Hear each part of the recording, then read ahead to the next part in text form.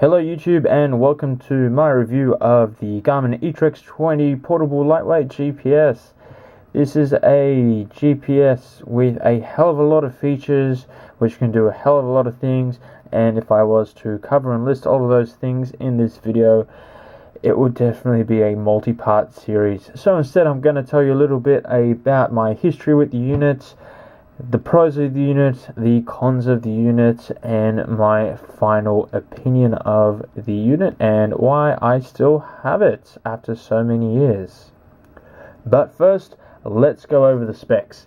The unit itself weighs in at 5 ounces or 142 grams with batteries. The batteries are 2 AA's, which are meant to give 25 hours, but from personal experience I would say it's closer to 20 hours. The unit does have 1.7 gigs of inbuilt memory. However, you can access a micro SD card slot underneath the cover, which I might just show you now as I go over the other specs. The unit comes with the standard base maps, which are pretty damn terrible, but it is very easy to load either via micro SD or via the Garmin Basecamp software additional maps. I use free third-party maps, but you can definitely use the actual Garmin maps, not a problem there. And it's something that you're going to need to do if you do international travel, because 1.7 gigs, although it does give you plenty of room to load a good amount of maps, it's definitely not going to be enough for a whole country or even multiple countries. Let me close this back up. In saying that, the unit is completely waterproof. I have used this for kayaking, things like that, but I will get into that a little bit later.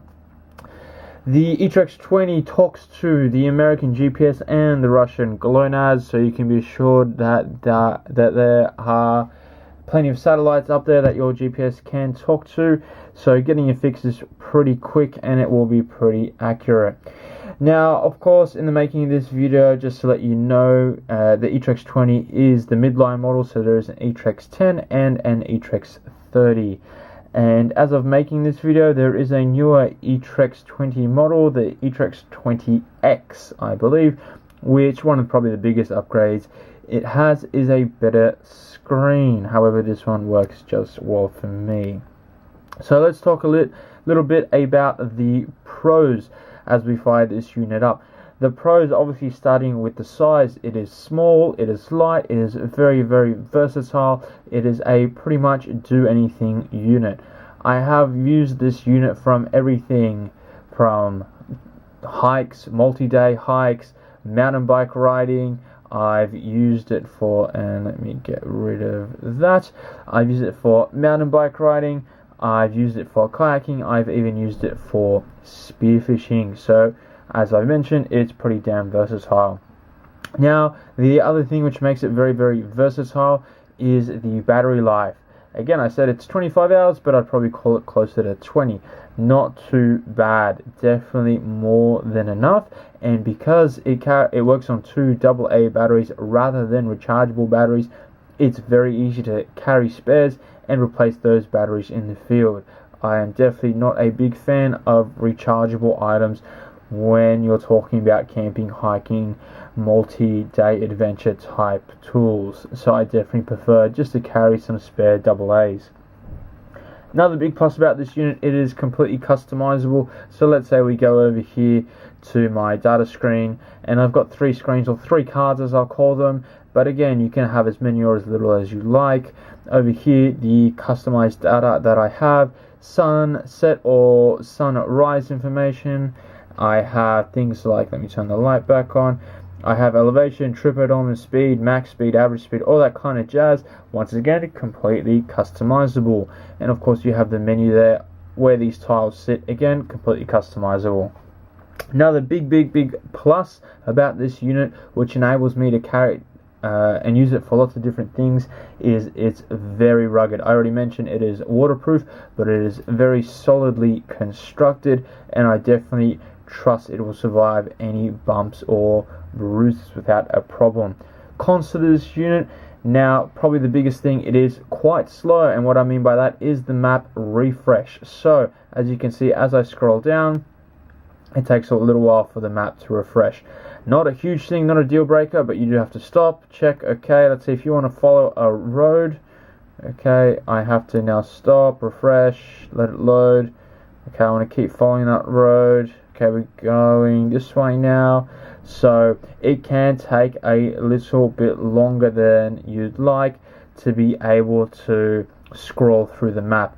Yeah, you can zoom out and then follow, and then maybe zoom in, but again, you're waiting for the detail. Then if you zoomed a little bit off, as you can see, it's a workable device. It's definitely not super duper slow, but it does take a while to refresh, which can take some time. Now, one of the pros becomes its con. The screen size being 2.2 inches definitely isn't big. It's more than enough for my purpose, but there are definitely units out there with bigger screens if that's something that you want. The last big con I have is that if you're not very tech savvy, this can be quite hard to use. It is very customizable, but in saying that, it can be quite hard to grasp all these buttons. They aren't, well, overly, let's say, natural, because the unit is so small. If you compare it to, say, a bigger unit like the 62-64 series that Garmin makes, you have the buttons in a much nicer layout with much nicer labeling, and it's a much easier unit to use. This one, because of its size, there over to the side you've got your menu button, and my camera is very slow at focusing, your zoom in zoom out button, your back button, your light button, and your joystick here. It does take a little bit of getting used to, but I can definitely imagine that it would be a little bit harder for some people to grasp how this GPS works and use it efficiently.